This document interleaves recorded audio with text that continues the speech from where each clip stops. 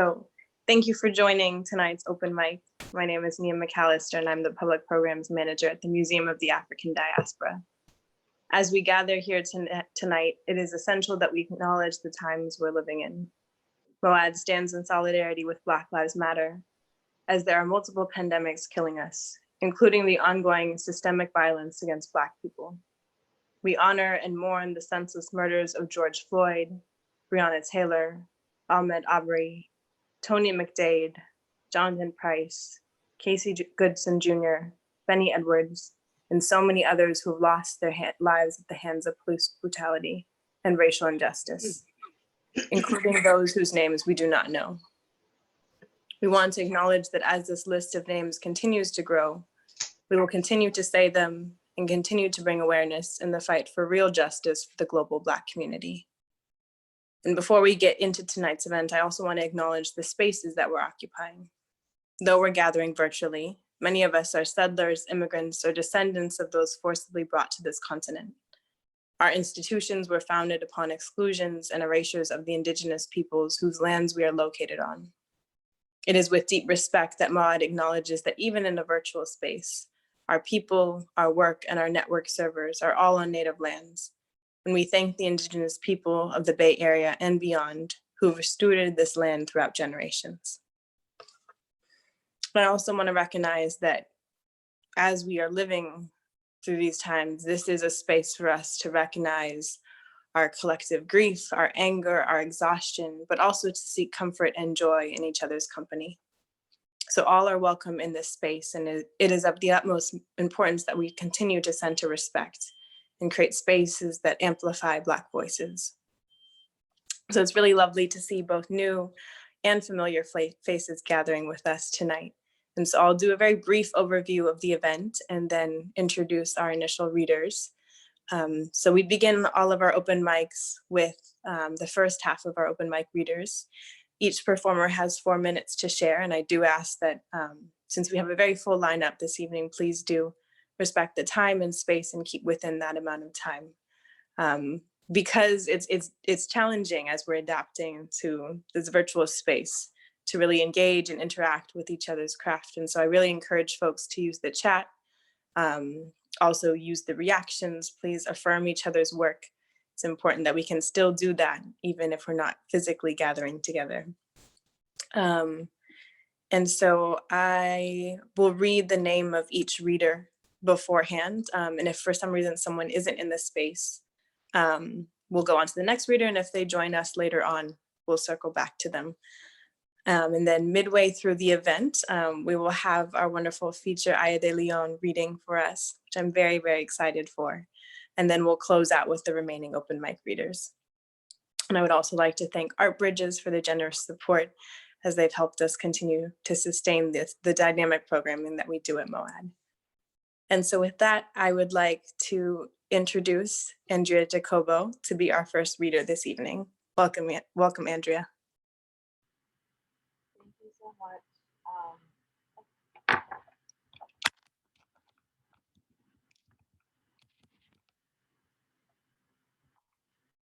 Forget that I have to put on my headphones, and I had them off for this time.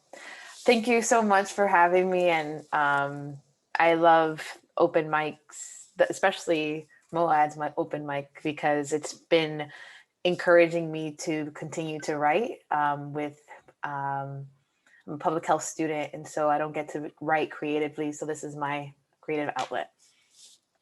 I have 3 small poems. The first one is called The Cities We Share. We share the same feeling of a city before we even had a chance to meet in person.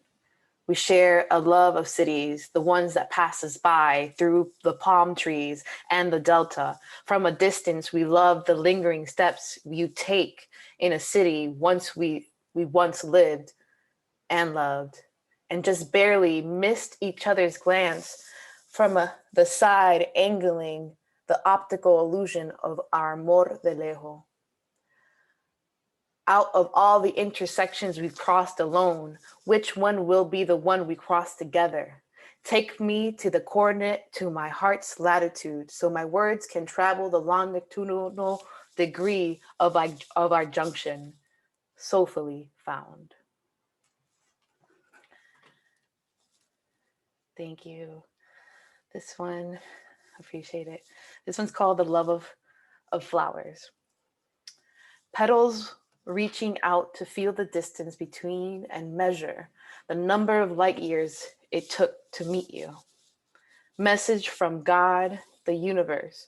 You are in a space between time and continuum where neither has reached its destination, nor will it. Perpetually pedaling through the universe cruising. Navigation to the coordinates of where my ancestral lineage enter the anaphase of mitosis. Dividing through time where does my pain show up on the dermis of the American dream. Dreaming of a field of girasoles, girando el mundo entero. In the fields with the stalks of fuzz and brittleness, to protect the crown, the golden crown, the crown in which my spiral curls have made contact with my imprinted trauma and my hope of the future. Protection and escapism are nestled partners in my mind. To escape, to feel protected, to wish to be protected, to escape my life and responsibilities. Short staccato sentence to Morse code through the repressed memories I've selected to be spotless and bright. The illusion of freedom was my golden ticket, and the schoolhouse was my gatekeeper, keeping me reaching out to the field of girasoles, perpetually pedaling through the universe cruising. Thank you. Thank you. The last one is one that's recent. I just want to say that Jasmine Sullivan's album, Hotels, is amazing. And this is a short little poem I wrote after listening to it. It's called Afterthought. If you only knew that in this room lies the different stages of my love, arching the spine to bring the heart to a stop and feel what it means to feel desired and wanted, and thinking that all unrequited love can be released as the mountain reaches its own summit, como una cascada de agua, running down, extending its flow to an paraíso ausente, humming colibrí, seeking the nectar of life, encontrando el amor en blanco, like the sheets that are left behind to keep me company at night. Thank you so much for your time. Looking forward to everyone. Thank you so much for all of those beautiful pieces. It's always wonderful to hear your poetry, and thanks for kicking us off. Next up to the mic, I would like to invite Melissa Noel. Welcome back, Melissa. Thank you so much, Nia. And Andrea, that was beautiful, absolutely beautiful. The cadence and delivery. And you started us off with a poem about the city. And I'm gonna follow your lead in that regard. And the one poem I'm gonna do tonight is titled In the City of Happiness. Bill Withers was on the radio, serenading the speakers with Lovely Day, in a way that made the air in my universe explode with nostalgic moments of happiness. Happiness wrapped in grandma's arms way before her soul was laid to rest. Happiness of forgotten hopscotch moves and monkey bars that made you feel invincible and capable of doing anything. Happiness that protected you when they chased you all the way home because you were gay, straight, too black, too white, too fat, too smart, or because you were new. You knew it all, or you knew way too damn much. Happiness, like the bustling, redolent flavor of the corner farmer's market right across the street from the low-income apartment building, housed in hope and continuous prayer. from the lullabies of people determined to be, determined to do, and get somewhere. Or better yet, in the words of Marvin Gaye, oh, mercy, mercy me. Happiness like getting 2 stimulus checks in 1 month, but fighting off the worries when you see the casket being carried from the all-Black church that funeralized 10 people that week from a virus that knew nothing about Psalm 66:19. Happiness that makes you think about the lyric of we shall overcome, but also makes you thankful that God has kept you and kept you here. Well, I remember the days we used to embrace and reach out with hands that long to touch and caress the kinship of brotherhood and sisterhood and my hood and your hood back during a time that wasn't perfect, but it was still all good. Today, our happiness is intertwined with the hesitant laughter that always looks back in order to realize just how far we have come and how much more there is to go. If anything, tell the children you love them. If anything, tell the elders we give thanks for their journey. If anything, stay true to who you are so that folks will know how you got here, and the real measure of your impact on the universe will be undoubtedly clear. Now go on now.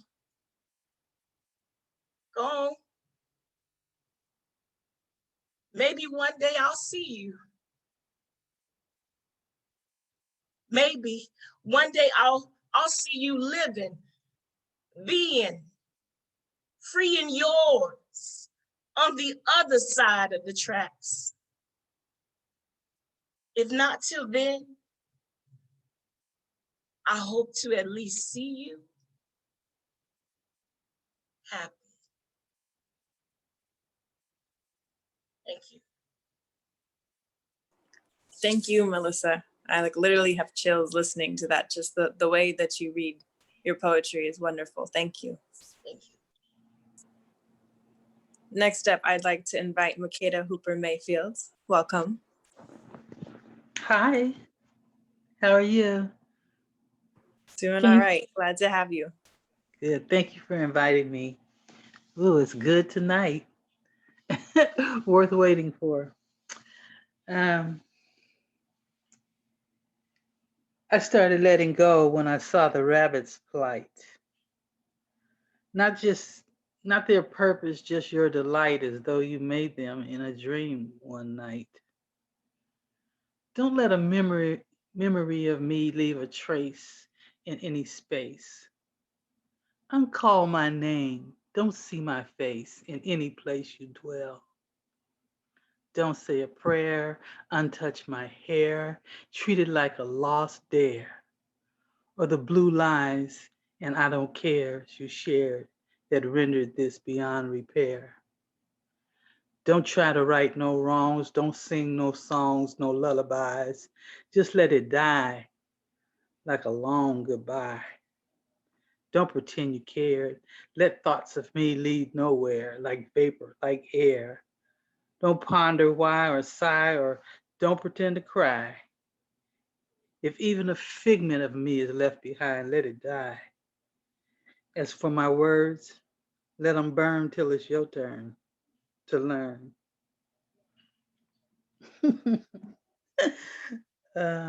Okay, that's that one. And then,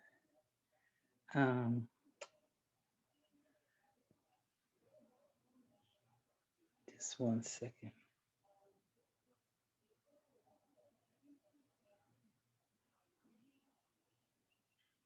Okay, this is titled Don't Sleep with Angels. They are not made to lay upon. Don't sleep with angels. They are not made to lay upon or to have and to hold. They do not belong to the transitory flesh. They are not designed to stay. They make love to the moment forever. They're not black or red or yellow or white. They are rainbow of hope and truth and love. They belong to the motherless children and souls that trudge the valley of the shadow of death alone. They do drive-bys for Black men and women whose children's blood paint bullets in city streets crimson. At night, they roll with young girls who look for sustenance in bars and bottles and godless churches and broken men. They make soul food appear in spaces where mama's kitchen is bare. They lay next to orphan children in internment camps in the land of the free. They hover over the dirt where a people once knew this land was God, and they thanked the trees before they ate the fruit. They show up as silent witnesses to lynchings, legal executions, and the mental, physical, spiritual rape of a whole people. They catch the tears of the brokenhearted and the betrayed. Their invisible wings make beats that fan the fires of life and bring messages of joy, hope, and sometimes doom. They trespass, loiter, and conjure miracles in unexpected spots and places. And they stand in the gap for mute gods who fade away with perspective and the transformation of the mind. Don't sleep with angels. Thank you. Thank you. Both of those pieces were wonderful. Thank you. Next up, I would like to invite Ezra Tashom. Welcome. Thank you. Want to say thanks for having me. It's my first time here, and I feel very honored to be able to share a song with you guys, even though it's my first time sitting in. I'll be very brief, and to kind of, ironically, the song that I was planning on playing for us today is a Bill Withers song, and I think Melissa had referenced Bill Withers, so I think it's meant to be. I'm also recovering from COVID, so forgive me if I kind of fizzle out vocally.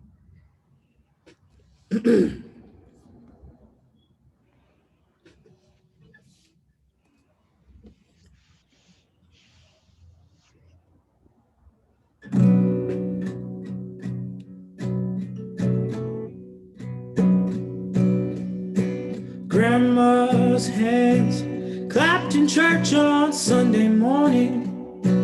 Grandma's hands play the tambourine so well. Grandma's hands used to issue out a warning. She'd say, Billy, don't you run so fast. Might fall on a piece of glass. Might be snakes there in that grass. Grandma's hands. Grandma's hands soothe the local unwed mother. Grandma's hands used to ache sometimes and swell. Grandma's hands used to lift her face and tell her, she'd say, baby, grandma understands that you really love that man. Put yourself in Jesus' hands, grandma's hands.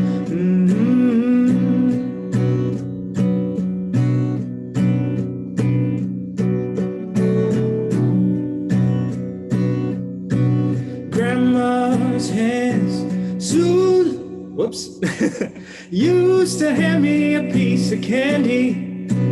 Grandma's hands picked me up each time I fell. Yeah, grandma's hands, boy, they really came in handy. She'd say, Maddie, don't you whip that boy. What you wanna spank him for? He didn't drop no apple cart, and I don't have grandma anymore. And if I go to heaven, I look for, whoa, grandma's hands. Whoa, grandma's hands. Grandma's hands. Grandma's hands. Oh,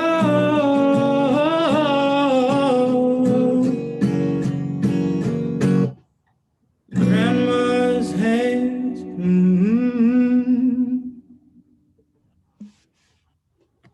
Thank you. Wow, that was absolutely incredible. I think me and everyone else here have chills. That was wonderful. Thank you so, so much for singing to all of us. And I hope that you have a speedy recovery and are feeling better soon. So thank you. Thank you so much. Next up, I would like to invite Stacey Montez. Welcome back, Stacey. Good evening, good evening. Thank you for the welcome. Your voice, I don't know how to follow your voice, but I'm gonna try.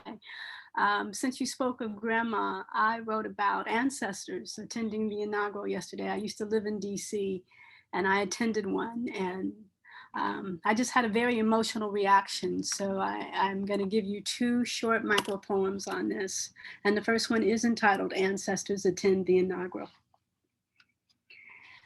I see myself in the snow, delicately wafting through the chilled air. I see myself in the wind, disheveling dignitaries' planned fare. I hear myself and my great-granddaughters giggling for this proud day. I see myself as the honorary sergeant of arms leading the way. I see myself resplendent in smooth merlot as a former FLOTUS. I see myself as the golden dove perched low on a psalmist's shoulder. I see myself in the fire captain from Georgia signing the pledge.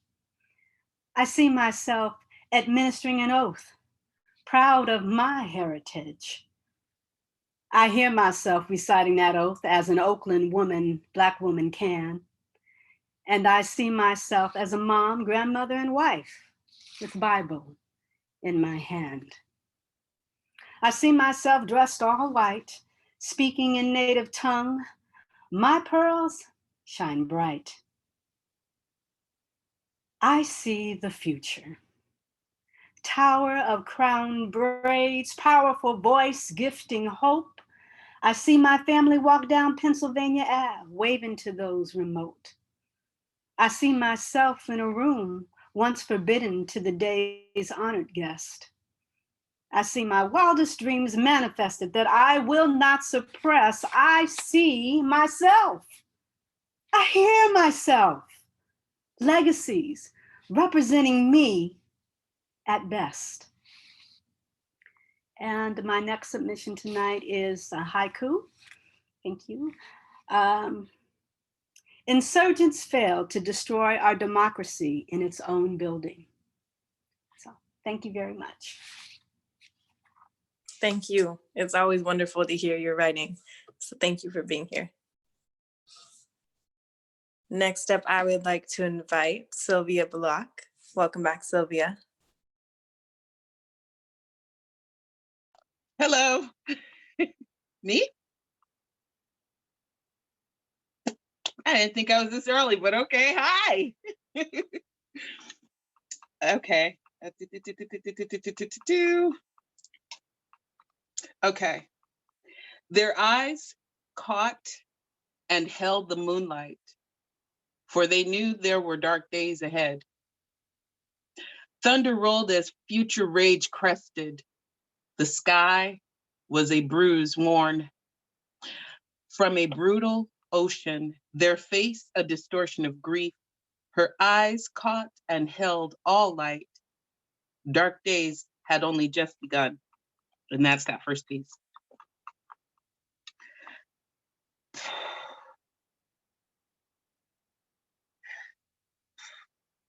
This is a hard piece for me, but here we go. It is just another lynching, but this time they saved the rope and caught a few haymakers before bitching up with bullets. We have no privilege of rage, nor audacity of hope. That dare that I don't dare, that damn dare there. I better fix my fucking face because I bet not dare to go there. How many ways will I can't breathe be memed into the reality of a long, deep breath that I need to take? And since I'll probably die before I wake, I pray this poetry my soul to take. Easter Island stoic face, barely left humanic trace, nary a hair out of place, no response or reaction to the question of race. Though closing one's eyes does not make one invisible, seems to me these stars and stripes are fireworks and 4th of July confetti in the wind. So disconnected and so easily divisible, so completely held together by spin, they said we cannot win again. Death came knocking because they don't observe social distancing, breath hella knocking, eating words, sight of neck spoken, morality meter hella broken. The whodunit antics of meme and message sent, who could have done this, is how important time is spent. The path forward is that way, but go on and be curious if you want to. The flip side of the coin you roll with is wobbling wide, with you still in its spin, left to ride the clown car your nemesis rode in, found to be the sacrificial token, spitting the verses of your master. Call him your minister, call him your pastor, call him woke. You've leveraged your true message for what you heard or what your herd is mooing these days. You're actually uncomfortable outside of your cage. There is no room for your real self, which equates to accountability. As long as you can blame them, you'll never be free. Don't let that be. If they have their way, we will turn our focus away from the end with no play for tomorrow, nor belief in better days. No forest beyond the trees, no resolution to days like these, but they don't know like we know.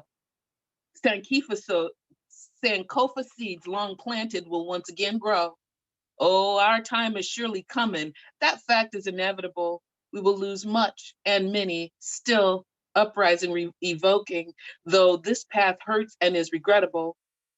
The losing of souls, the face-to-face with those who would see them lost. No way to do it but go through it, that or remain caged. No part of me didn't see it coming, and now the whole planet needs to be saged. But we know our light is stronger. We need to meditate through it a while longer. While not quite there yet, the attitude of gratitude, we're supposed to act real glad. Our jobs find us essential and want our allegiance ironclad. We're long stroking the economy, you see. No real right to be mad. The privilege of rage, you see, is not ours to be had. And that's that piece. Was that 4 minutes? Okay, I have a short one and then I'm done.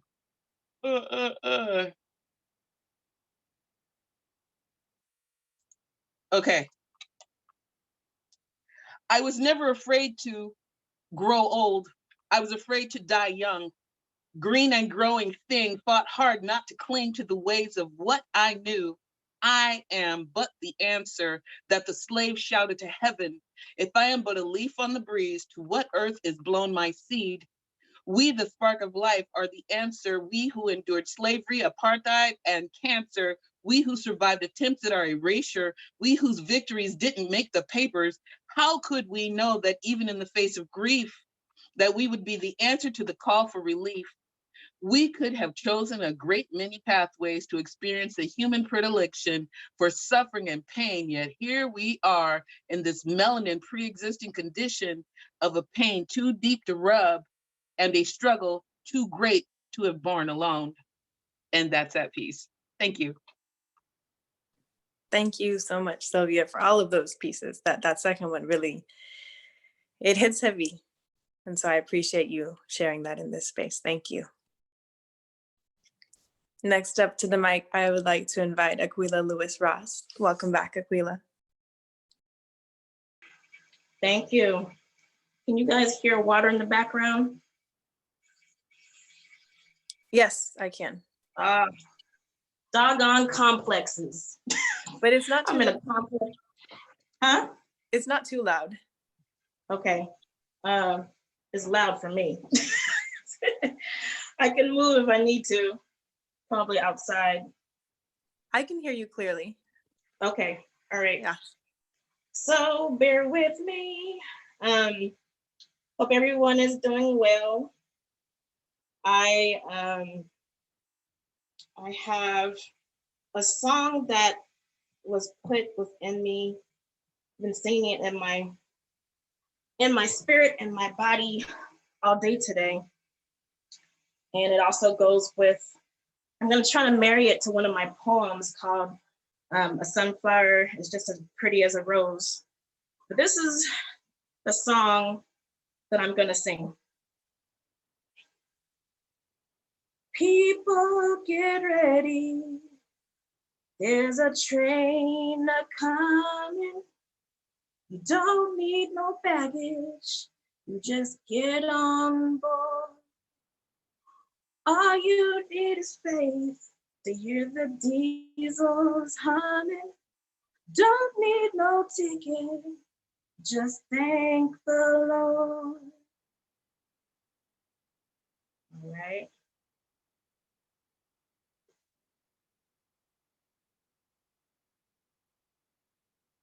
A sunflower just as pretty as a rose. Black sunflowers stand tall. Today they rise, standing taller than ever, adorned by the ancestors' plight. Blood spilled centuries ago has spilt over still. Footprints leave a trail of tears. Imprints reappear. Black sunflowers continue to grow as blood spills over. So many are dying, hung like Christmas tree ornaments. Kind of forgot summer was here. Spring was barely celebrated. Fear of the unknown. The people well groomed were stuck, displaced, mandated to shelter in place. How can one be happy with all this mess? As much as we long to unmask, Black sunflowers are still oppressed. See the Bantu knots, red, black, and green frocks. Children frolic in water parks until the sun lays down to rest. Unfolding of its petals, a glorious work of art, shows a glimpse of past lives lived, mirroring the sun. Oh, how I adore thee. Black sunflowers are the light.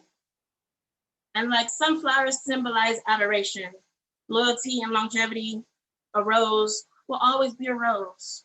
But when a Black sunflower transforms, people better be ready. The marches must continue on. Let the youth speak. Summer is finally here, and the Black sunflower is not going anywhere. I never really paid attention to sunflowers before. Now, after all this, they're my favorite type of flower.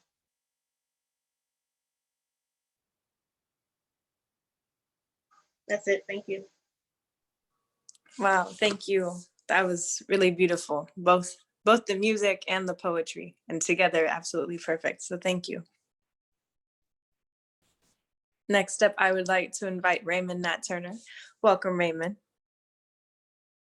Hello, hi, how are you folks? I'm trying to unmute and unmask and all that good stuff. So, am I audible? Yes, we can hear Okay, you okay, and very see you. good. Okay, very good. Okay, this piece is called. Oh, wow! I wanted to say thanks to the brother that played Grandma's Hands. It reminded me of one of my schoolmates from LA who was Bill Withers' musical director and pianist, John Barnes. So yeah, right on.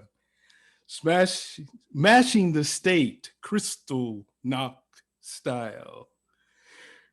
Crystal Knocked came casting lead ballots, overthrowing Black elected officials and massacring those that voted for them. Wilmington, North Carolina, 1898. Kristallnacht came shooting, looting, and burning Tulsa, Oklahoma, 1921. Rosewood, Florida, 1923. Muslim Mosque, number 27, LA, 1962. Came with scorched earth for school children's food from the Black Panther free breakfast program for Fred Hampton's home. Kristallnacht came this time by bus, train, by plane, by car, storming Capitalist Hill with guns, knives, taser, mace, bear spray, retractable batons, brass knuckles, and badges. Did it come fighting slow pitch Mitch, two-buck Chuck, Chancy Nancy over mile-long food lines, over bellies beginning to bloat and sound like zoos, over tiny voices whining, "Daddy, I'm hungry."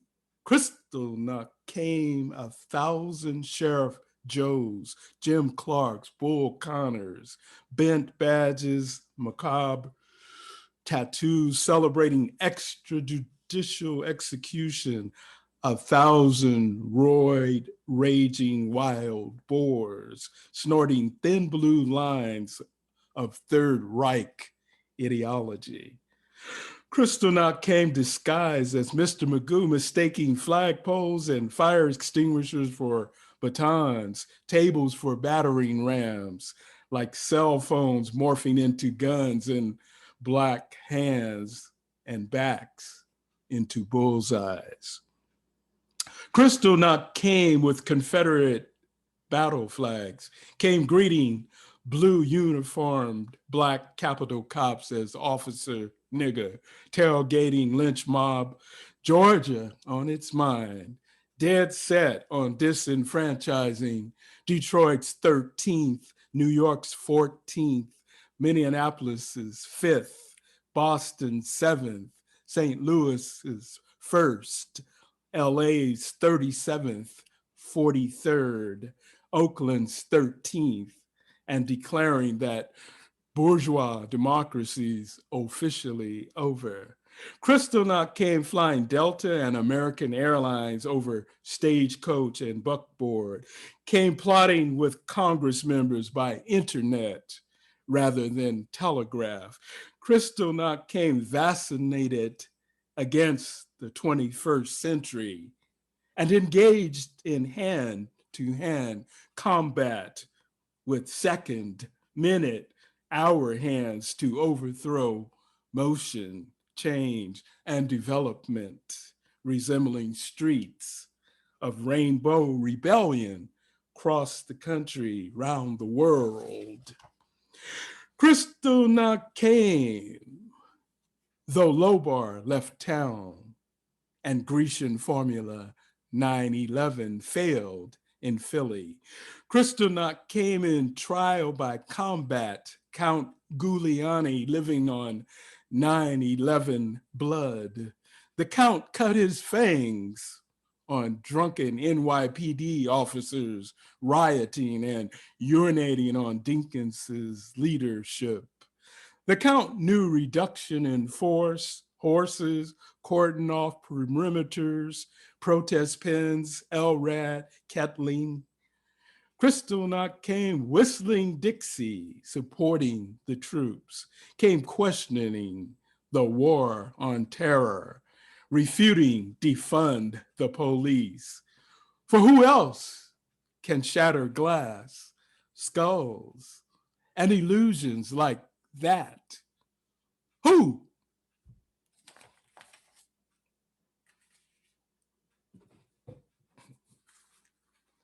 And then I have this last little piece here called Pardons for Sale, Boss Tweet, Count Giuliani style. How much is that presidential pardon? I do hope that it's for sale. That costly card for the filthy rich to get out of jail. Are you prepared to pay the price? Cash, a cool 1 million, now twice. Freedom ain't free. Step right up and get your pardons here. Pardons, step right up, get your presidential pardons here. Hot off the press, step right up, presidential pardons here, 24-hour offer. You must act now. Justice delayed is justice denied. Malfeasance, embezzlement, torture, mass murder, hate crimes, war crimes, collateral murder, crimes against humanity, pardons, step right up, get your presidential pardons here. Hot off the press, step right up, presidential pardons here. 24-hour offer, you must act now. Justice delayed is justice denied. Red hot off the press, the ink's not even dry. Step right up, get your presidential pardon here. We'll even throw in a vial of 9/11 dust free, but you must act now. Come on, cause. How about it, Harv?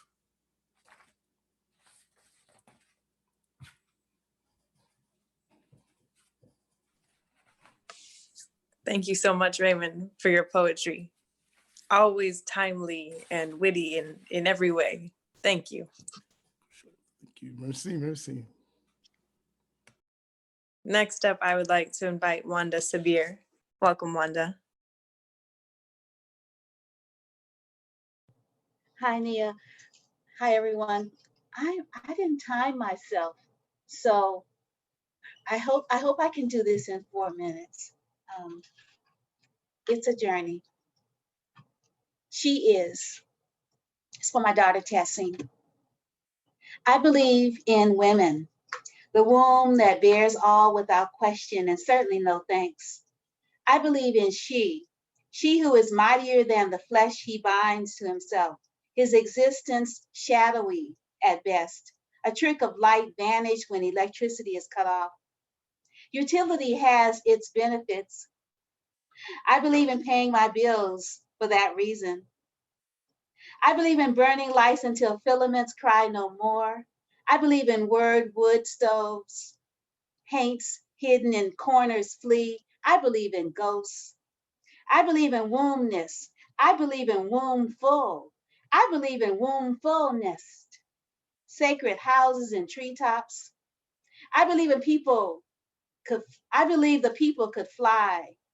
Why else set young in wombfulness on branches along elderberry between figs and avocados, juniper leaves and aromatic umbrella? I believe in chance and in the unknown. I believe in stepping off a cliff just to test the ground. Is it really there? I have no broken bones. I believe in children. I believe in slumber and dreaming and rest for the weary. I believe in medicine, the kind that heals. I believe in people who believe in people.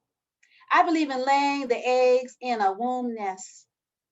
24-hour cycles of life and birth and death, stepping off the edges of doubt and falling into an awkward nest of what letting go feels like before death, before life, before doubt, before there is no doubt left. I believe in paying my bills when I can. I believe in making bills. I believe in needs being filled with cans purchased at hardware stores. Village women walk miles to fill and then pile on their heads and carry in their arms to inherited destinations. Deserted places where life doesn't always grow. Fallow terrain devastated by phallus talking hyenas in suits. I believe in paper mache filling stations where art as fuel, as recycled wealth, as penury, as outlaw culture feeds a system that once destroyed life. I believe in women. I believe in woman.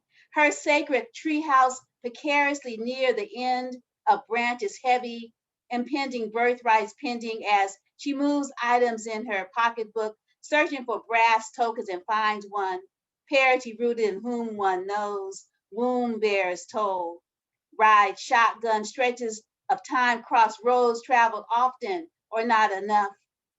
Yet its implication and intention for a prescribed number of years, keeps her buoyed when vertigo makes sitting, standing, or walking a chore. Womb shackled round neck, childbirth a ride that stretches across a road oft traveled yet always new. It is the renewal that keeps her buoyed.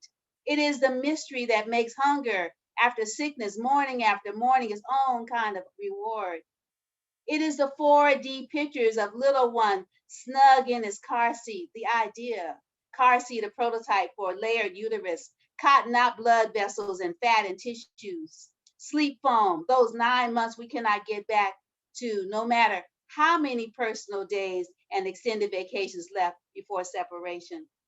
Menopause, womb magic exploding, estrogen gone. I believe in women. She is all, she orchestra, she music, lyrical sheets folded and pressed, scented with lavender, vanilla, jasmine, honeysuckle. A lyric whose words measure, tap, tap, tap, heart songs on felled trees, seated long, city blocks where they once stood so tall. She mother, she earth, she all, she nothing at all. She origin story. She bubble and laughter. She solar plexus laugh, deep belly breaths from core molten lava laughs, black liquid amber. She arrows flying from bent branches scattered along the sidewalk. She lands, dancing figure eights. We look up and can't escape what is inevitable. Arms open, we embrace the splitting asunder. She piercing sounds. She change we have been avoiding. She ointment to ease travel south towards Ma'at, towards Ya, Asantawa, towards exile. Split. We do not think broken. We think we holy. Forced isolation with separation comes clarity. She world within world. She womb. She assembly. She all there is. She all we need. She necessary. I believe in she needles, she story, she wisdom, she stitching, always sewing and stitching and darning and patching and joining and ripping apart seams and realigning. I have learned to not get too comfortable with a particular identity. Just enjoy the garment while I'm in it, because nothing is certain except she womb and she fertility. Thank you. Thank you so much, Wanda. And I love the dedication of that piece. That was wonderful. Thank you. Next up, I would like to invite Norm Maddox. Welcome, Norm. Hi, good evening. I have a new old piece. This piece has never been read out loud before, and I just recently found it. I last looked at it back in 11/14. Oh my gosh. And then I got a new piece. Cheshire Cat or Mona Lisa. We've been trained to smile with our eyes when our lips like eyelashes are false and the smile is only wearing teeth. Kisses feel like bark up the wrong tree, eyes shining, glistening like daggers that cut both ways. Tears falling like ice cubes, splash, melt, boil, searing streaks in cheeks that used to glow and swell with joy. Exploding, busting through asphalt creases in your face. Is that what it means to crack a smile? This piece came after some challenges over the last couple of weeks, and this is what I resolved a little bit. Whether it's my own prompt, how can one sustain peace when change happens at the end of this moment? Only if now is frozen in time, where there is only heat from friction, moment after moment, trying to squeeze through creases in time that shift without passing through invisible barriers permeated by leaky logic, the kind that makes sense because it has to, when all it is calling chaos by its true name. Life doesn't demand order or ask for a sequence of events for anyone to arrive at a better understanding. Life doesn't follow a roadmap or a path to chart with a star that marks a destination. Life has no place to get to in a hurry. Doesn't have to ask for space to make a reservation.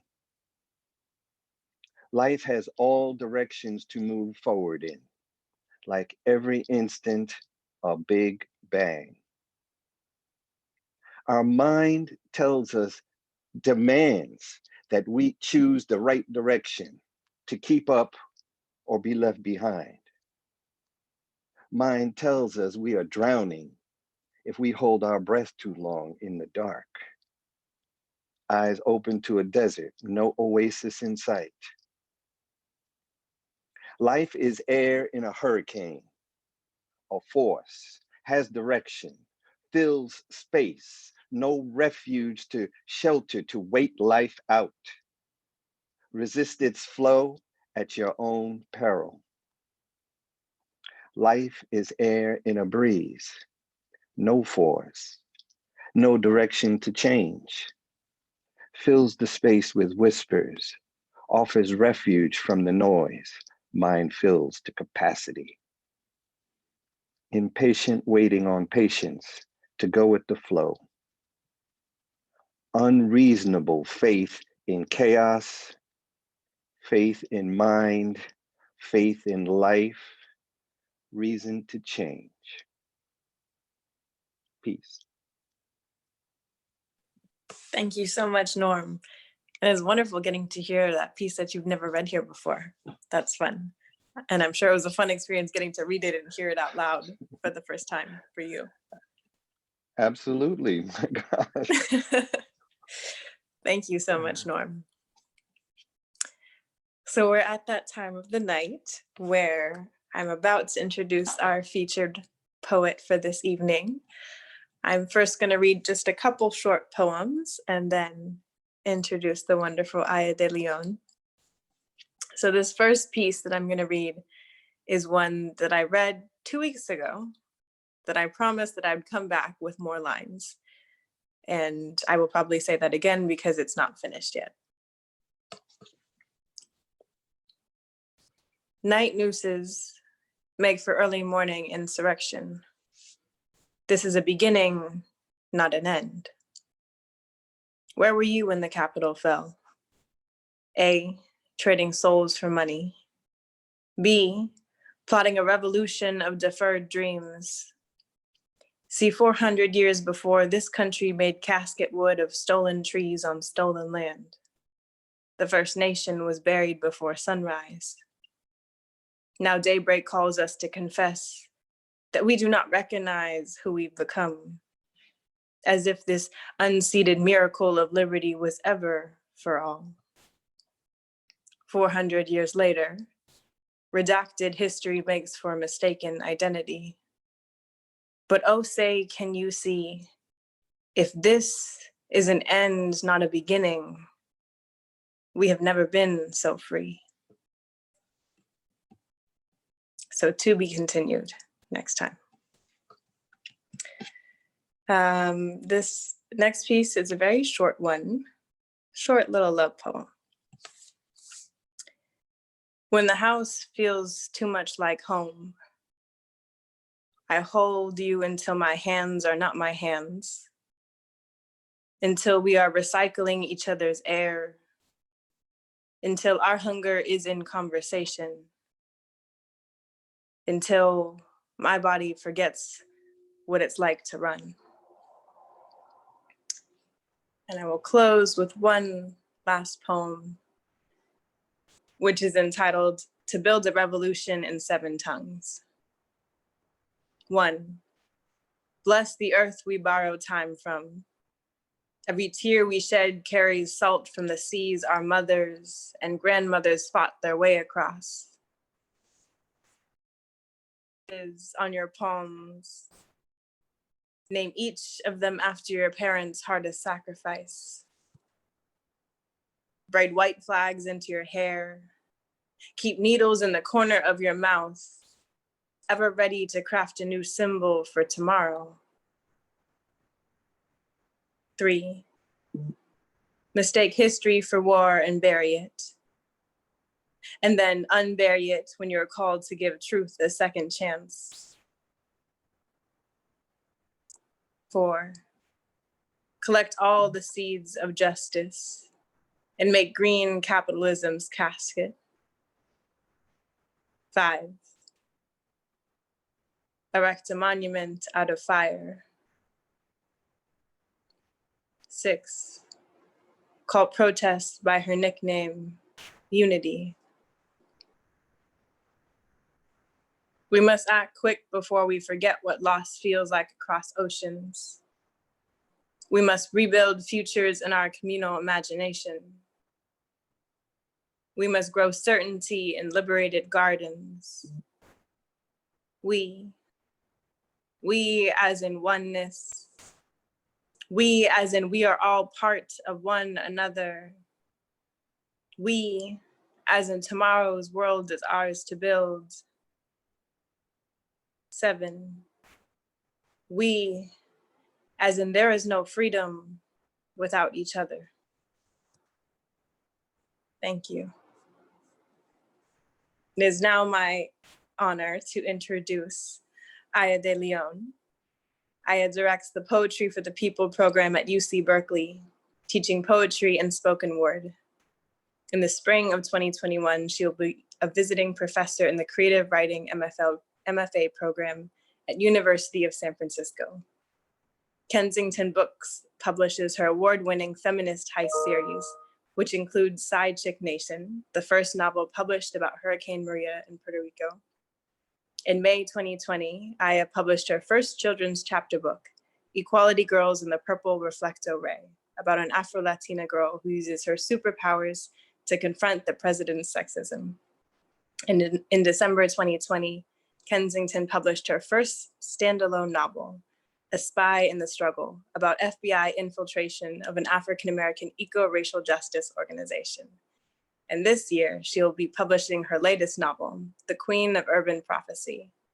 Aya is the founding blogger with The Daily Dose, Feminist Voices for the Green New Deal, and she organizes with the climate movement and the movement for Black Lives. Her work has appeared in numerous publications, and she is an alumna of Cave Canem and Bona. Welcome, Aya. Hey, thank you. Can you hear me? Oh my Yes. God, y'all, it is so good to be on here tonight. When I got on here, the first face I saw was Sister Avacha. Sister Avacha, it is so good to see you, and I'm looking forward to hearing you.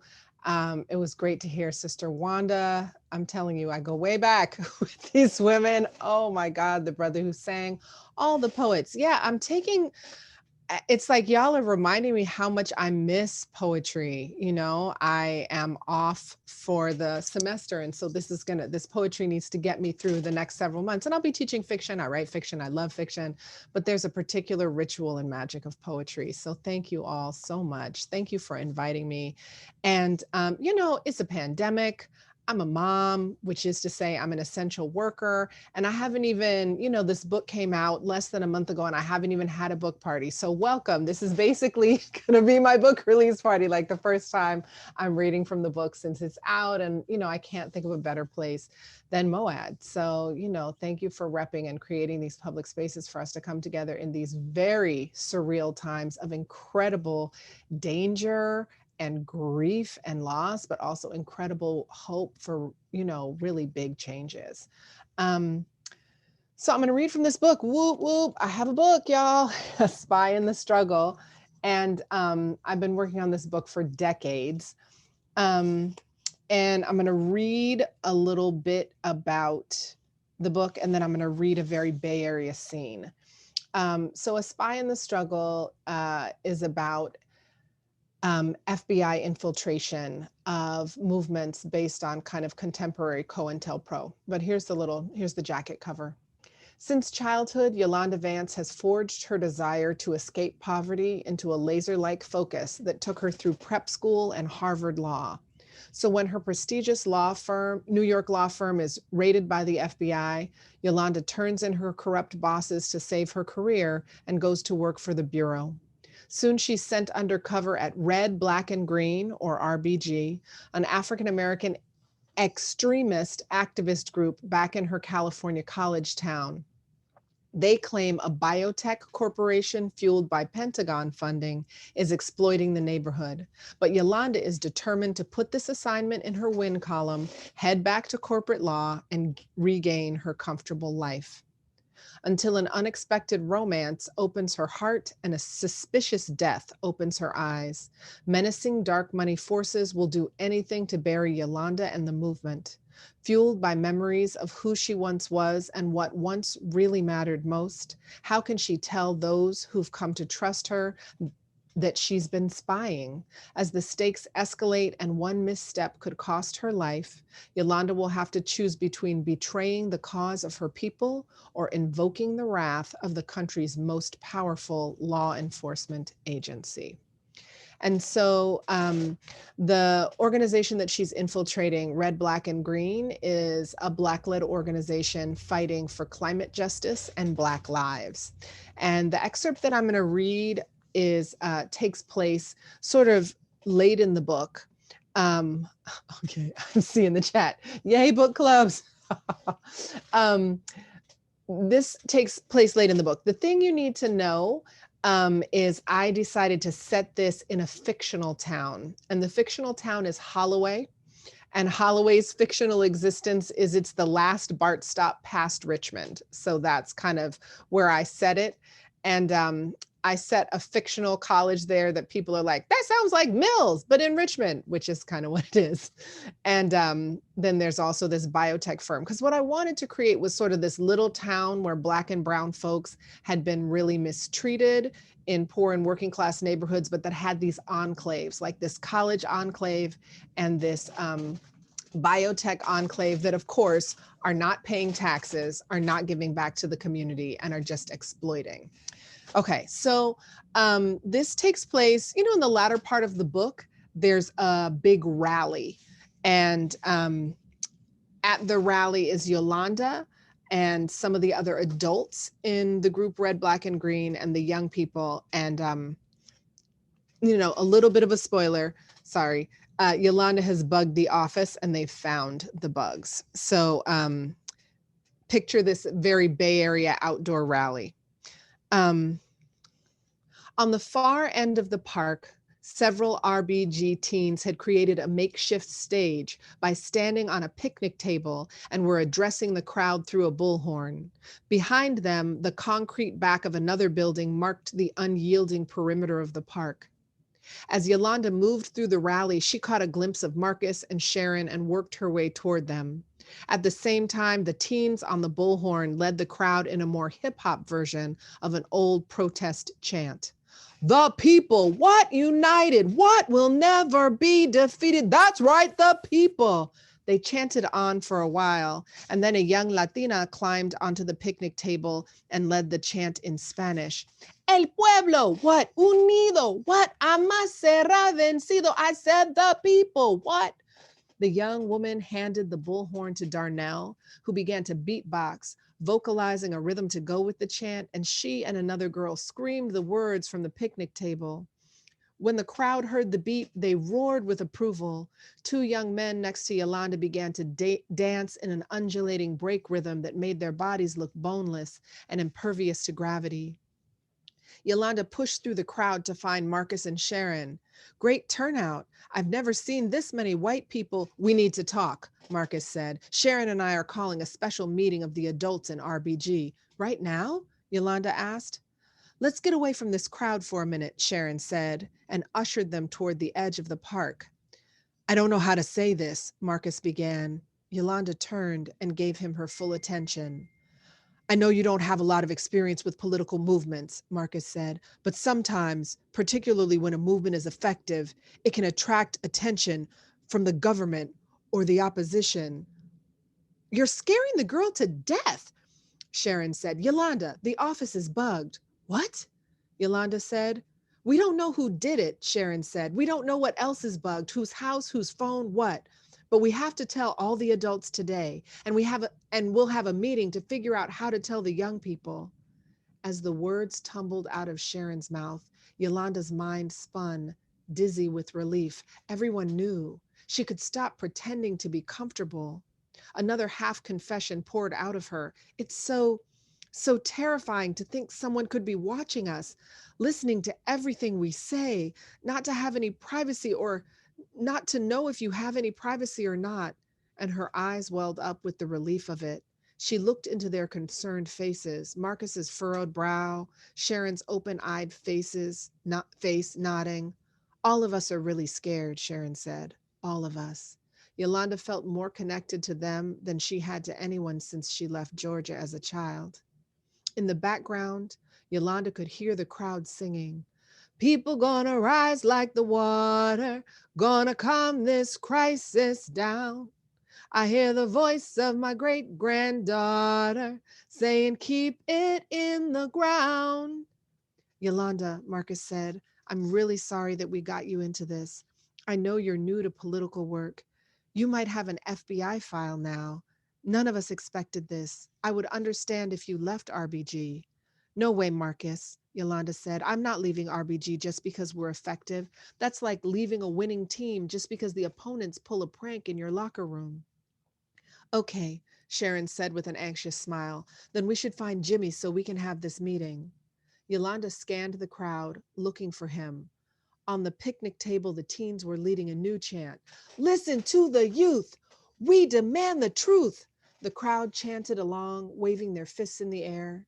As Yolanda, Marcus, and Sharon circulated through the protesters, Dana had the bullhorn and addressed the crowd. "That's right! We demand the truth today," Dana said. "Did you know that Andrew Wentworth, the executive vice president of Randell, who runs their operation in Holloway, makes $10 million a year? That's right, people, 10 million. Yolanda squeezed past a man with a sign saying Randell can go to hell. "According to the property records," Dana said, "Wentworth lives in a 25-acre estate in Blackhawk. His pool is bigger than most of our houses. On the weekends, Andrew Wentworth plays golf or goes to his cabin on Lake Berryessa." She made quote marks around the word cabin, as in a 5-bedroom, 4-bathroom building. You know, a little cabin. "Bullshit," someone yelled from the crowd. "Andrew Wentworth, are you kidding me?" Dana yelled. "People in Holloway are trying to hang on to one house. Our homeless population is exploding. Young people in Holloway don't even have a $10 million budget for our high school. Every year, our community has more and more climate refugees. We're sick of corporations like Randell getting rich off the destruction of the environment and the destruction of our people." "Hell yeah!" a thin, bare-chested white guy in baggy burlap pants yelled. "We don't care how much money you make or where you live. We demand that Andrew Wentworth be accountable for the death of Anitra Jenkins. Black Lives Matter." The crowd exploded with applause. "Jimmy," Sharon yelled and waved her arm high over her head. Yolanda looked in the direction Sharon was facing and saw Jimmy standing far back on the sidewalk. "Jimmy," Marcus yelled, but his voice was drowned out by the crowd noise. On the picnic table, Nakisha took the mic and began to chant. "What do we want? Justice!" the crowd yelled back. "When do we want it? Now!" The 3 adults from RBG moved toward Jimmy through the masses of people. "Hey," Jimmy said. His smile expanded when he saw Yolanda. "Some serious shit going down, bruh," Marcus said. Sharon took his arm and pulled him to the side of the crowd. Jimmy reached for Yolanda's hand, and the 4 adults walked even further from the park. As Marcus told Jimmy about the bugs, Yolanda could see his jaw clench. "We got to figure out what to tell the youth, who to tell, how we tell them. They deserve to know," Sharon said. "But I don't know if they can keep their mouths shut. I know Nakisha can't, but it doesn't seem right to tell some and not to tell others." "What the fuck?" Marcus said. "If we keep it from them and they find out later that we knew?" "I just don't know what integrity looks like here," Sharon said, "but I'm most concerned about their safety." "We don't even know what the hell to do to keep them safe," Marcus exploded. "I've talked to their mamas. They're worried about their kids protesting, and I've looked in their eyes and promised them it would be okay. This shit is not okay." Jimmy put a hand on Marcus's shoulder. "Take it easy, man. We don't want to attract any attention right now, and we don't want the youth coming over and asking what's wrong."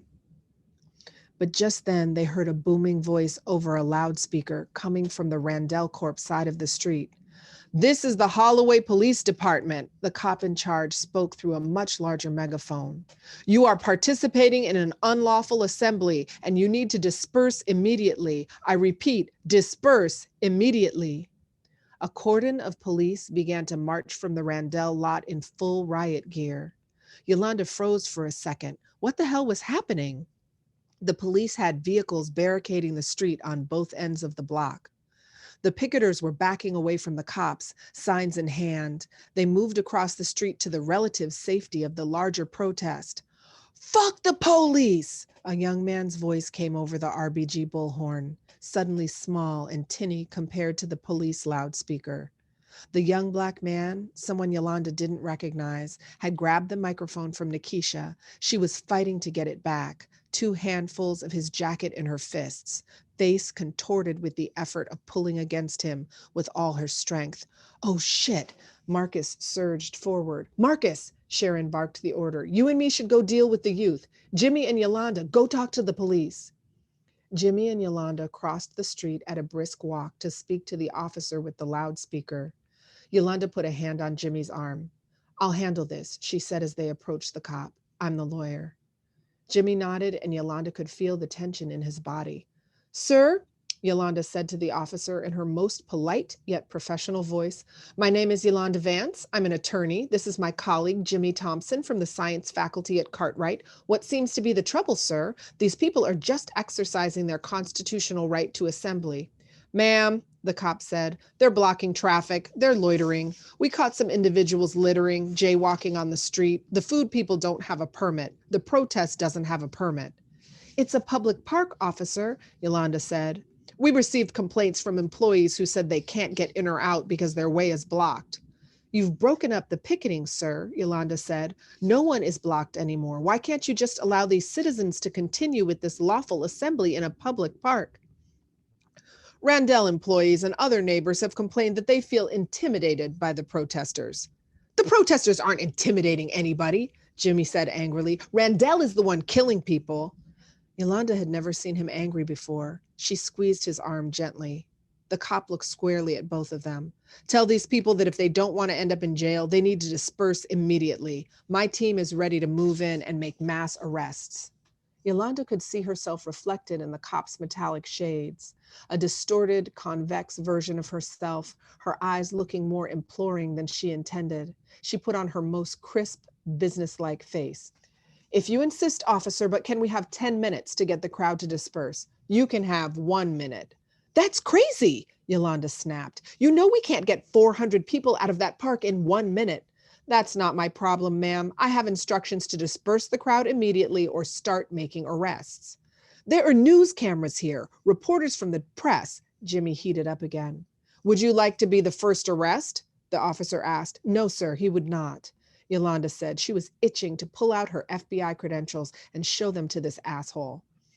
"This is a peaceful and nonviolent protest," Marcus was yelling into the bullhorn microphone. "We didn't come here today to make any trouble with the police. We came to demand justice for Anitra Jenkins." Yolanda sucked up her rage and spoke in clipped syllables. "We're going to try to get the crowd to disperse. Please consider the impact on the reputation of your department if you use unreasonable tactics or excessive force, particularly with so much press in attendance." Yolanda and Jimmy turned away from the cops and hurried across the street.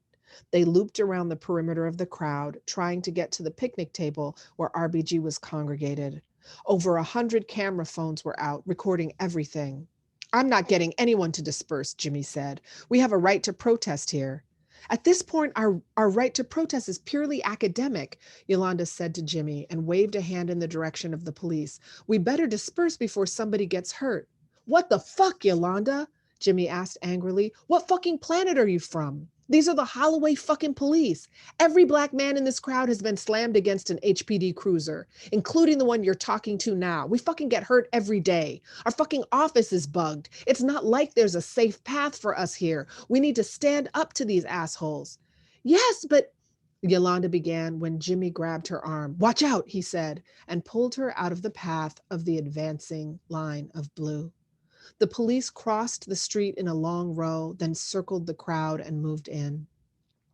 Yolanda and Jimmy stood outside the circle, watching helplessly as the crowd constricted in on itself.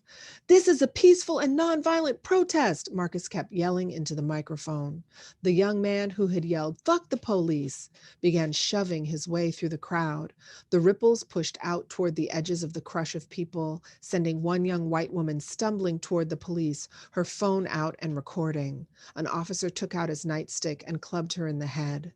The phone fell out of her hand as she threw her arms up to protect herself, and the crowd surged back in panic, pushing back to the concrete wall at the far end of the park. "The whole world is watching," Marcus screamed into the bullhorn as several teens stood beside him on the table, phones out. Meanwhile, the news cameras rolled at the edge of the circle, capturing the panicked faces in the mob, the police moving in. Yolanda watched, horrified, as she and Jimmy kept backing away. Thank you. Wow, thank you so much, Aya. It's such a joy to get to hear you read your words, your book. I'm sure this is exciting also. Oh, A it's virtual book. Thank a you. I virtual know, book with tour. the people. I'm going to put everybody on gallery view so I can see all the faces. Yes, the people. Thank you so much for having me. I'm so excited to read the rest of the book. And I know everyone's in here like, I need to order the book now.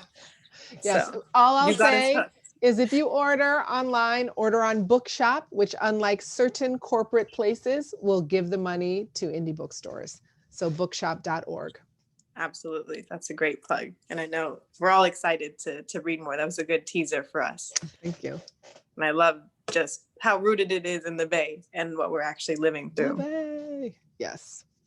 So is there any other place that people can find more of your work? I know you're such a prolific writer and may have other things that people should check out. So yeah, so on Bookshop, there's also my feminist heist series, Justice Hustlers, and there are 4 books in that series. And then you had mentioned in the bio, I love that it's dated. Basically, I self-published a children's book this summer called Equality Girls and the Purple Reflecto Ray, which was about these 4 girls who, you know, use their superpowers, who one girl discovers she has superpowers and uses it against Donald Trump, whose name I wouldn't say for 4 years, but I feel like I could say now.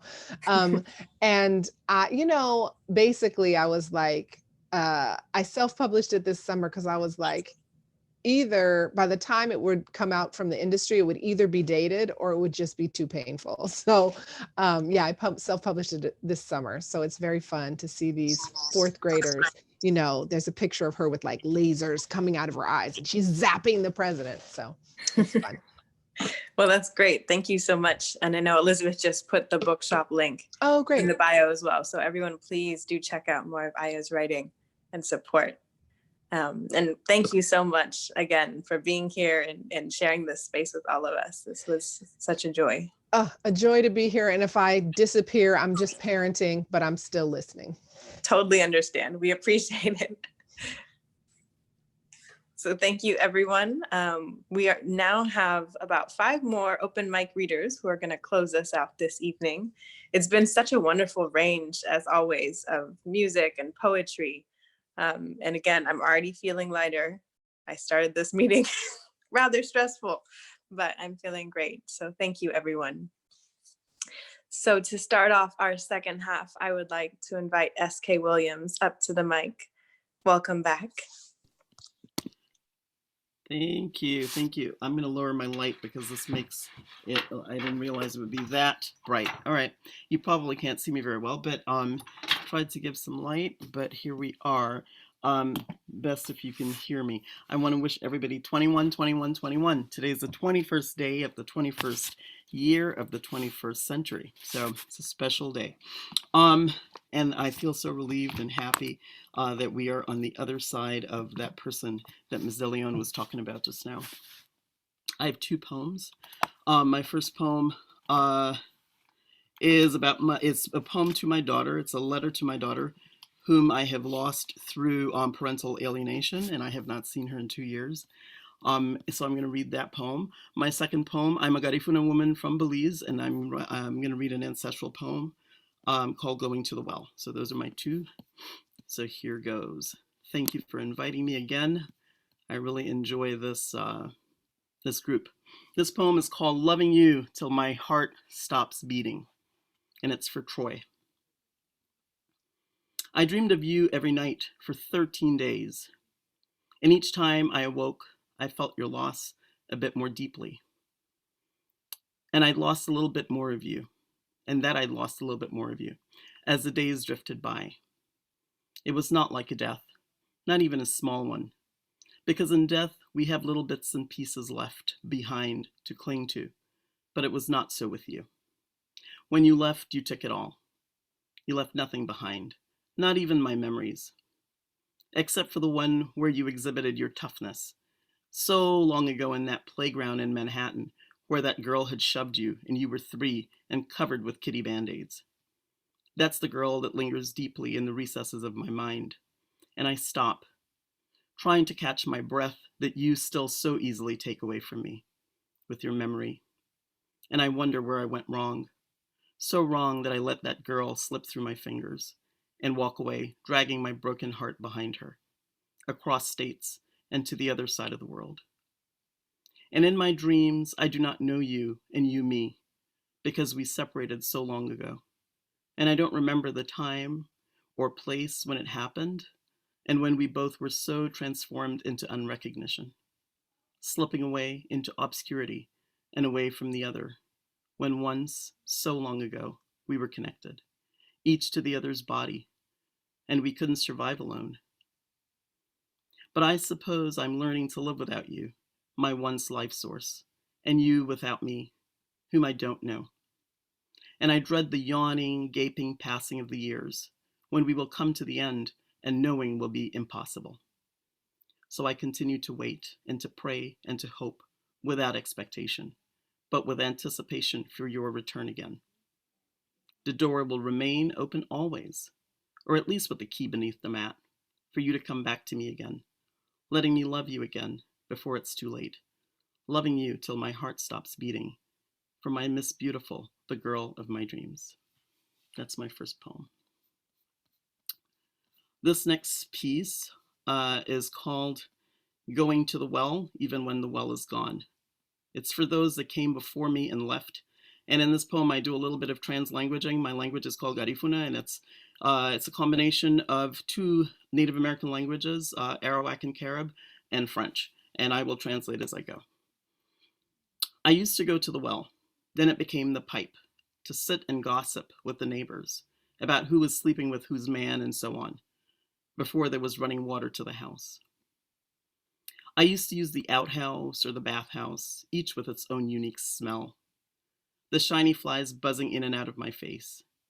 The soap sitting on the side, running against the 2 long used wood before water came in pipes from who knows where, bringing itself to the house. I used to wash my clothes outside, at the creek, at the river, in the big wooden bowl carved by my grandfather's hands. I used to grate coconut and green bananas on the wooden grater. I even learned about the egi. Egi is the Garifuna word for grater. To grate cassava, to sing the work song that goes with it, Lere Muha Egi, the song of the grater. I used to listen to the beat of the drum to celebrate Saturday night or mourn the dead whom we will remember into eternity. I used to live in a house with a roof made of thatch, with a floor made of mud that I was proud to sweep clean. I used to have to watch for snakes that would crawl into the roof. I would have to protect the young ones from them, because snakes too like the sweet smell, the sweet taste of mama's milk, the milk that would linger on the lips of the young.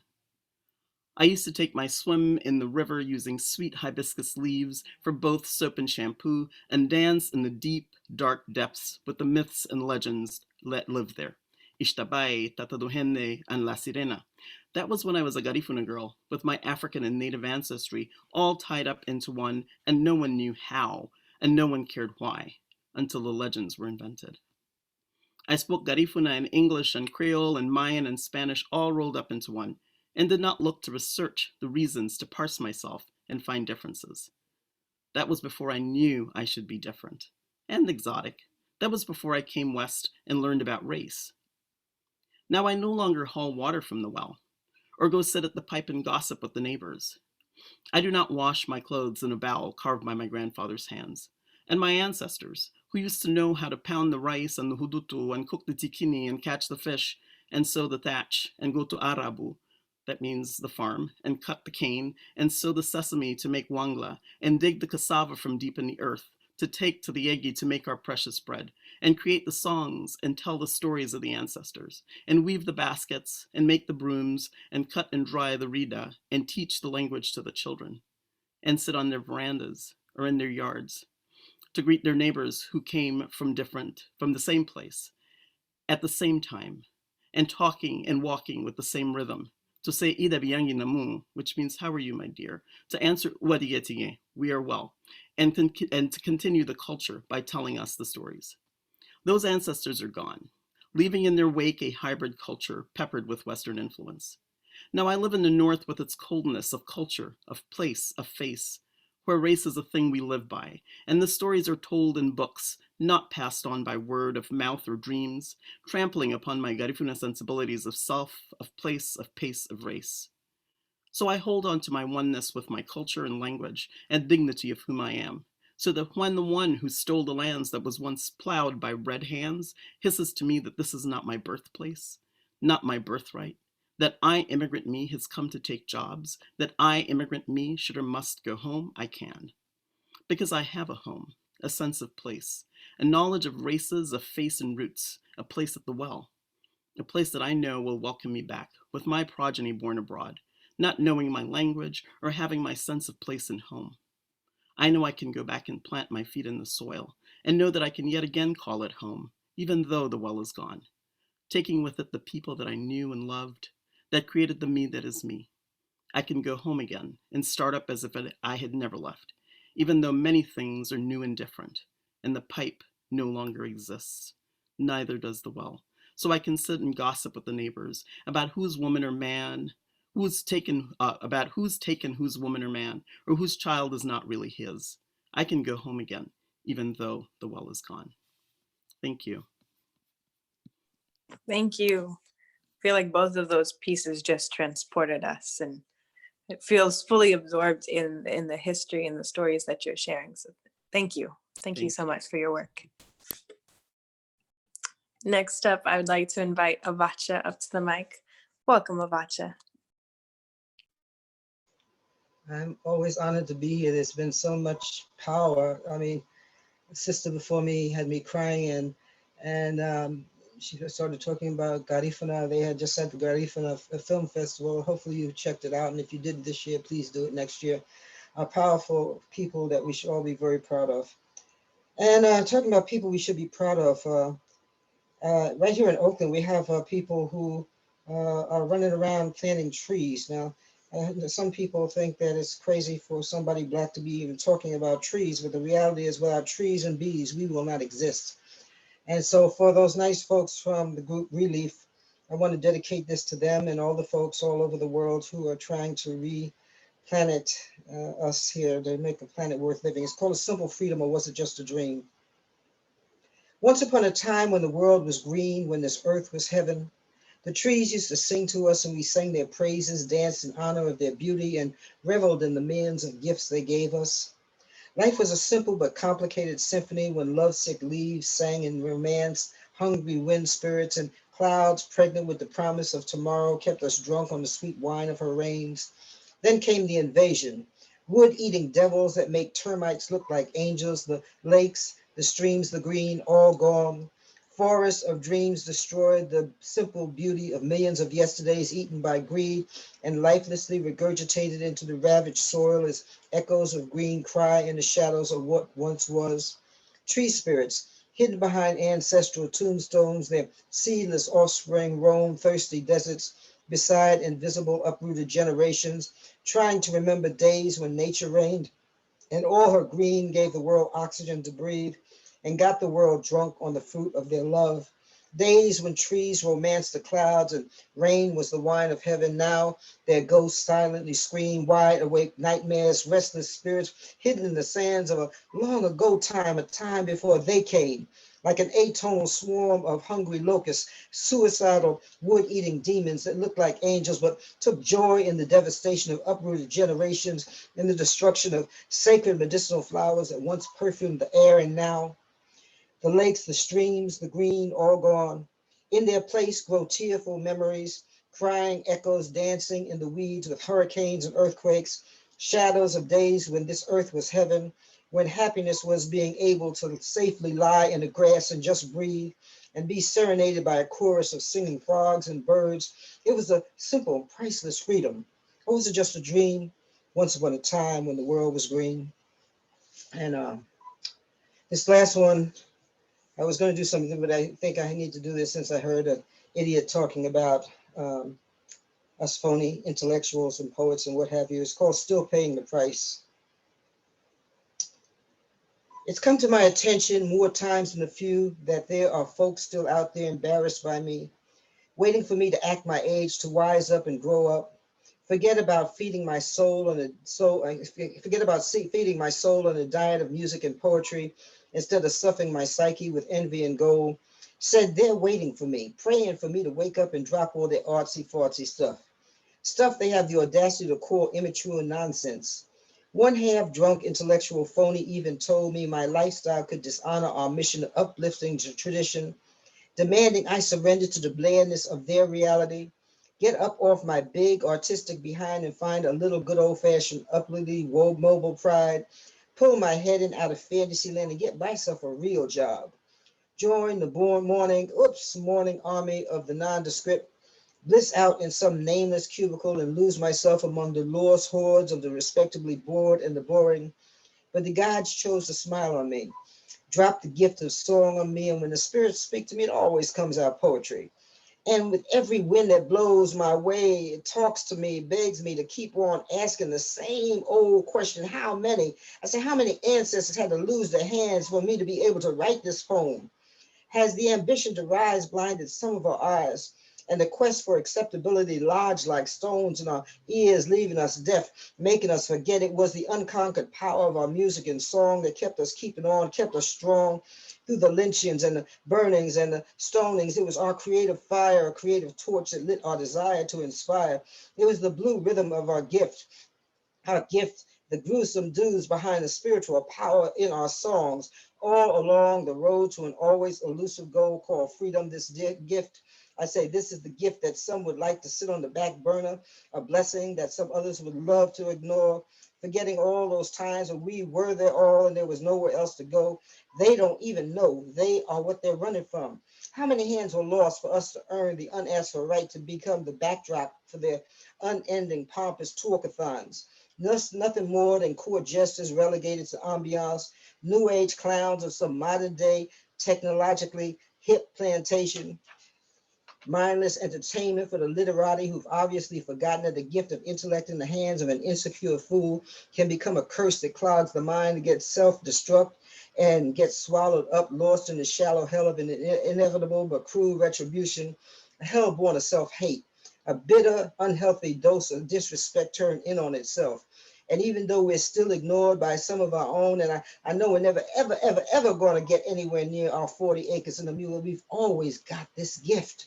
It's written all over every single one of the billions of cells in our body, this gift. A stubborn old hard-headed ancestor's wish, this gift of undefeated dream, paid for by hundreds of amputated hands and broken necks, this gift, bizarre decorations left hanging from too many trees, this gift, and omnipotent patient wish that refuses to die in this poet's eyes, and because of some of us so-called artist types continuing to refuse to stick our heads in the convenient sands of selective amnesia somewhere, I say somewhere this evening, the ancestors are dancing, laughing and dancing and stirring it up, even in the stoic, too cool to groove halls of academia, laughing because not even fear could stop us from writing, dancing because I'm still asking, and I say, I'm still asking, what was the cost? Can anybody out there tell me how many hands were lost in order for me to write this poem? Thanks for listening to my ears. Can I tell them about our poetry series? Look in the chat. the fourth Saturday of every month. The fourth Saturday of every month, La Palabra Musical, the music of the word. In fact, we had some folks that did it in Garifuna a couple of times ago, but we have, you know, all kinds of different languages and some very heavy folks. So check the web out. You can get the link when you go to my website and come and join us. Thank you so much, Avacha.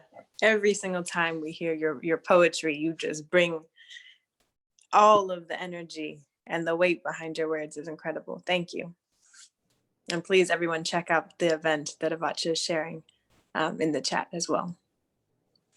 So we have 3 more readers to close us out this evening. I would like to invite Yeva Johnson up to the mic. Welcome, Yeva. Thank you, Nia. And Avacha, thank you so much. I love your poetry and your music. Thank you. I have two poems this evening with a little bit of music before and after.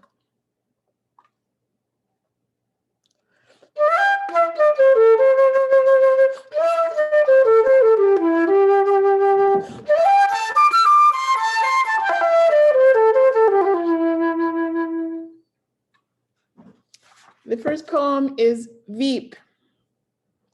Cool skies and sunshine greet this momentous, we all hope, occasion in which the next in line for leadership of this nation is a person who is of a different gender, of a different color, and of a different national origin than all of the other persons in the history of this country who have stood in that vice line of command. What this means for all the people in this nation of many colors, of many genders, of many national origins, time will tell. But there is always hope when the first cracks open the door and break through the glass ceiling to allow fresher air and untarnished possibility. And this second poem is called Ars Inauguratum, after Amanda Gorman. Even if we didn't grow up Black, even if we didn't grow up skinny, even if we were never a girl, or even if we were, even if we weren't raised by a single mother, even if we haven't set foot on the Capitol steps for decades, if ever, even if we didn't always achieve the pert, exquisite turn of phrase that could capture a moment while simultaneously becoming a part of history while a nation listened, even if we are not a poet laureate or never will be, we poets in this United States of America and all over planet Earth recognize kin, we grin, we listen, and we know, even if we will never become president, or if someday we do, our job, our calling, our voices, our poems have the power mixed with wisdom to provoke thought and generate healing.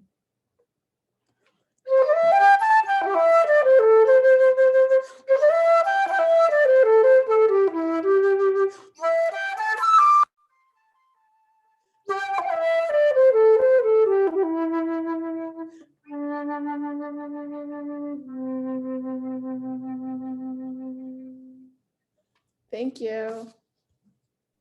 Thank you, Yeva. I feel like joy is just the right word. It's joyous hearing your music and your poetry. Thank you. Next up, we have Allie Jones. Welcome, Allie.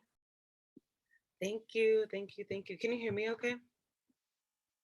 Yep. Cool. All right. So first, I was like, I have to share this. This anthology was just released. I'm like, everyone has it. or you should be getting it soon. But I'm really excited about this, and I want to share a piece that's in here. I just shared the link in the chat. You should definitely, if you don't have it, get it. I'm like at the point where I'm like, okay, everyone needs one. It's a really beautiful collection of work, and yeah, I'm really excited. I see a few folks who are in this anthology in the space, so this is my piece. I don't want to remember mermaids. Sorry, rewind. That's not the line. I don't want to remember my life before mermaids. I was raised by saltwater queens, blessed by magical beings of mythic proportions, daughters of Yemeya and Gumbo. Those who remind me of the beautiful resilience that lives within us. Coiled crowns adorned with cowrie, goddesses who maintain the grace of a gazelle with the ever-changing tides. Mes sirens, my mermaid queens. Flowing, crashing, rising. My grandma Genevieve. Cayenne pepper royalty. Celestial matriarch. Soft, yet steady as a metronome in the kitchen with a laugh that could brighten any dim room. Unafraid of what is to come because her certainty is founded in love. Her setbacks created the beginning of her greatest comebacks. Flowing through the roughest currents and remaining strong. Flowing, crashing, rising. Mother Teresa.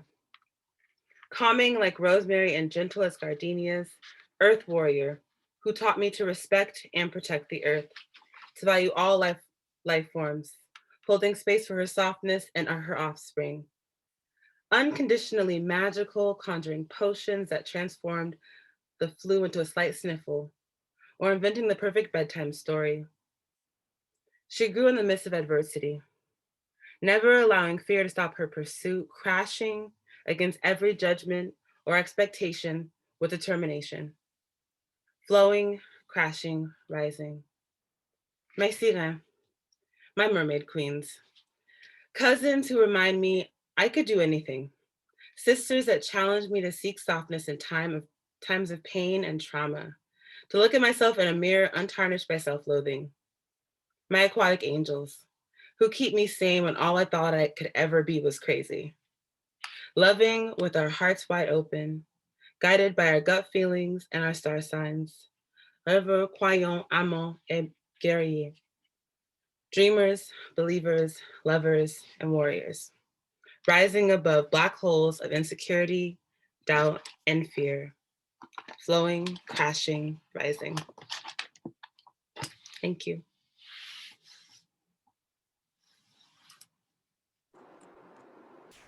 Thank you so much, Ali, for that piece. And I know, like, I just put the book in my cart. I'm about to get this book and read it. And I know there's so many incredible poets who are often in this space who've contributed to it. So actually, Aquila was like, she helped me transform the whole piece.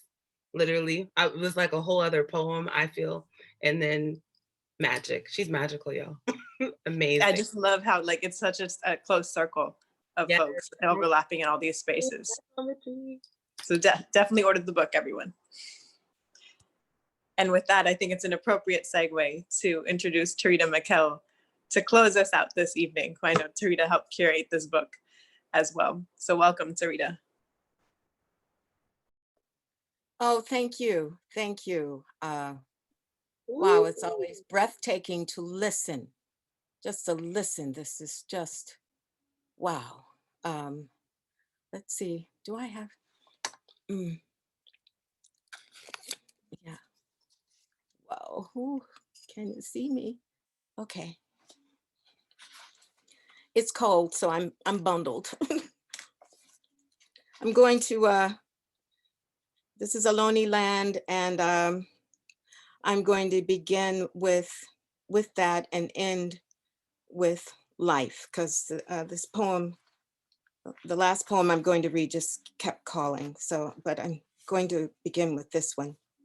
Heathens speak, because they've called us heathens. So this could relate to anyone in cultures that have been dominated by the other.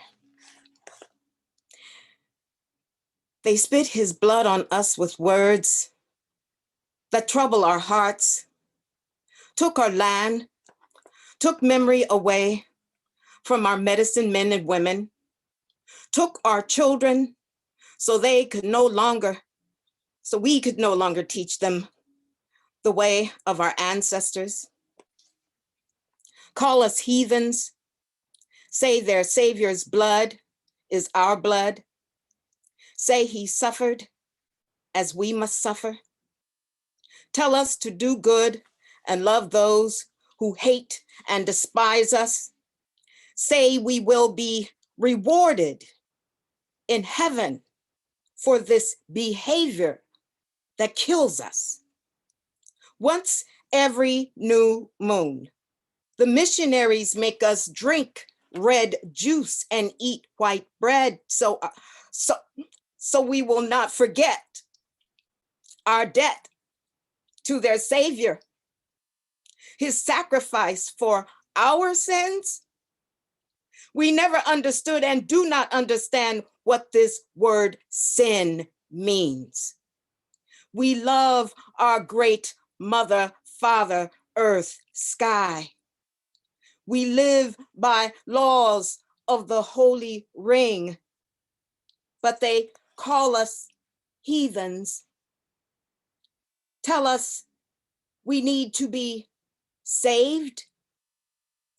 I remember what the grandfather once told us. He said, when the missionaries came to force their way of worship upon our people, we noticed their Savior saves heaven here on earth as it was for us before they came.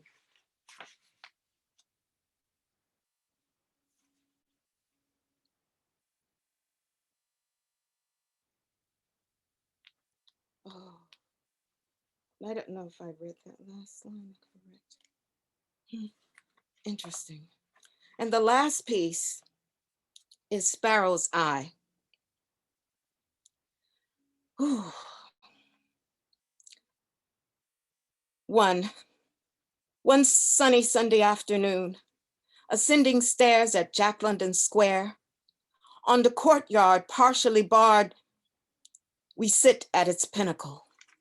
By bathe this day of heat, my senses drink greedily. Vault of heaven, bright blue, swaddles family hues, women, men, children, babies, eyes, laugh, talk, pleasing, folk walking easy, winds blowing breezy. I lift my head towards skies when suddenly sparrow graces my horizon, lands right in front of me, delivers another kind of peace. I feel silent, serene, when all at once its feathers flutter. My spine tingles, I shudder. Like mirrors, we look directly into one another and cock our heads to the same side. A moment of unity confides. We share and stare, then sparrow flies and flies with a piece of my light and sparrows in me. 3 days later, near my lapse in, another sparrow descends, so quick, so near, without fear. It was as if sparrow demanded I stop. So I did, as it hopped from my right to my left and looked up at me. Must be a kindred spirit, I think. Amazed, I look down at this little miracle on the ground and sense a heaviness release. I feel lighter, a bit more free. Then sparrow flies and flies with a piece of my light and sparrows in me. Now the next day, baby, the next day, more happens than I wish to say, but Sparrow's theme continued to play Thursday night at open mic, inner cities, Jews, blues joint. I sat listening to poetry and prose as spoken word neared its close.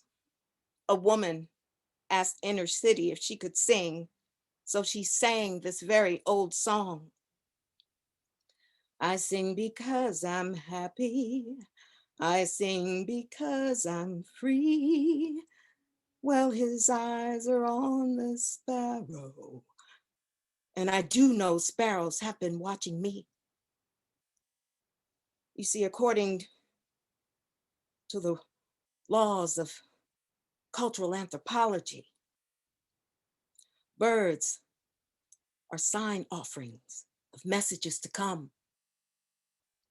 To the shaman priest, the sparrow means desire, fertility of race, and the power of song. Desire, fertility of race, and the power of song.